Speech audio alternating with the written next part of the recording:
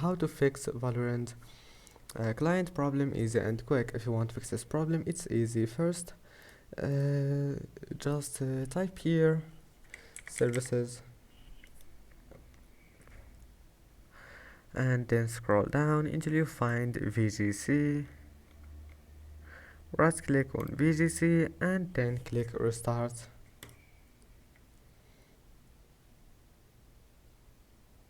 And after that,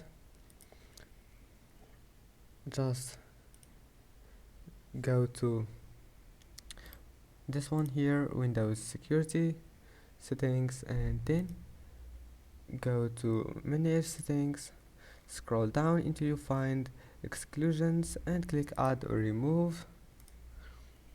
And now just click Add an exclusion and select File, and here just you need to go to Riot Games folder,